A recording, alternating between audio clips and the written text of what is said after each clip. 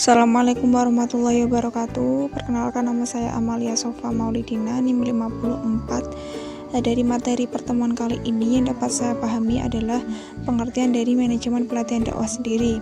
Manajemen pelatihan dakwah ini terdiri dari 3 kata, yaitu manajemen, pelatihan, dan juga dakwah. Kalau manajemen itu kemampuan seseorang untuk mengatur, menangani, dan juga mengawasi suatu kegiatan agar kegiatan yang berjalan itu berjalan dengan baik tanpa halangan suatu apapun.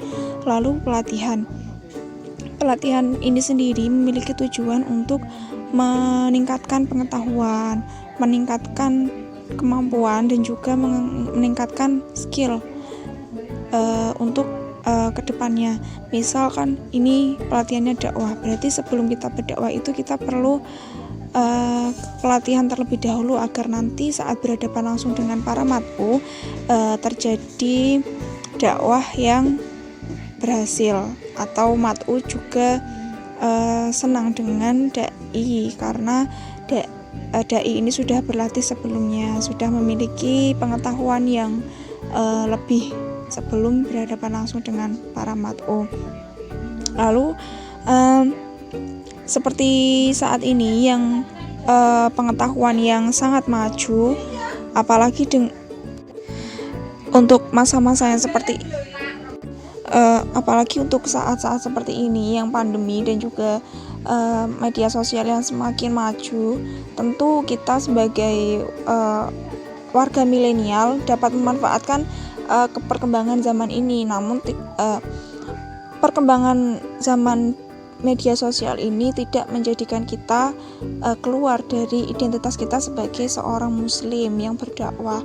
Hanya saja media-media komunikasi yang saat ini maju ini hanya sebagai sarana atau penunjang kita saat berdakwah, seperti itu. Tujuan utama pelatihan dakwah yaitu memperbaiki perilaku sasaran dakwah atau mat'u supaya mau menerima ajaran Islam dan mengamalkannya dalam kehidupan sehari-hari yang berkaitan dengan masalah pribadi, keluarga, ataupun sosial kemasyarakatan. Sasaran pelatihan dakwah sendiri ada beberapa kelompok. Yang pertama adalah generasi muda, generasi tua, kelompok ibu-ibu, kelompok bapak-bapak, kelompok anak, dan kelompok masyarakat industri daerah rawan. Lalu ada juga kelompok transmigran, masyarakat suku terasing, komplek perumahan, komplek masyarakat kampus, kelompok masyarakat pemerintah, kelompok masyarakat karyawan swasta, pejabat, gelandangan, pengemis, masyarakat desa, buruh, petani, nelayan, dan lain sebagainya. Kondisi wilayah objek dakwah yang beragam itu memerlukan bantuan manajer, karena manajemen merupakan pembantu seseorang dalam memecahkan masalah yang dihadapi manusia. Kemudian pemetaan. Pemetaan studi dakwah adalah studi yang diadakan dalam rangka mengumpulkan dan menganalisa gejala atau keterangan yang dapat menunjukkan adanya kekurangan dalam hal pengetahuan, sikap, perilaku calon mat'u, sehingga selanjutnya dapat memberi arah kepada para dai mengenai apa yang secara objektif dibutuhkan oleh mat'u. Lalu media pelatihan dakwah. Media yang dapat digunakan dalam pelatihan dakwah ada beberapa macam. Yang pertama adalah berdasarkan fungsinya, contohnya media penjagaan keperluan atau masalah, media pemecah masalah, dan yang lainnya. Lalu yang kedua berdasarkan bahannya, yaitu media perangkat keras, media perangkat lunak.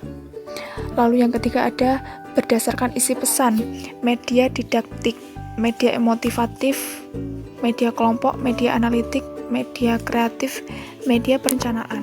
Lalu yang keempat berdasarkan kelompok sasaran, ada media individual, media kelompok, dan media massa. Yang kelima ada berdasarkan pembelajaran, yaitu ada media lembar, poster, kartu, makalah, dan alat pemasaran. Lalu yang terakhir menurut jenis, ada media gambar, jenis suara, media gambar dan suara, dan media cetak. Berdasarkan hasil diskusi hari ini dapat disimpulkan bahwa pengorganisasian adalah seluruh proses pengelompokan orang, alat, tugas, tanggung jawab, dan wewenang yang sedemikian rupa sehingga tercipta suatu organisasi yang dapat digerakkan sebagai suatu kesatuan dalam rangka mencapai suatu tujuan. Lalu untuk aspek-aspek pengorganisasian sendiri ada 7, tadi sudah dijelaskan, yaitu yang pertama Dan paling penting adalah pembagian kerja. Selanjutnya pemilihan orang yang tepat. Lalu ada departementalisasi atau proses pengelompokan aktivitas menjadi sejumlah departemen atau bidang atau divisi, yang setiap divisi atau bidangnya itu ada seorang koordinator. Lalu ada bagian organisasi formal. Yang kelima, rantai perintah dan kesatuan. Yang keenam, tingkat hierarki atau alat yang digunakan untuk memahami masalah yang kompleks dan diuraikan kepada yang bersangkutan.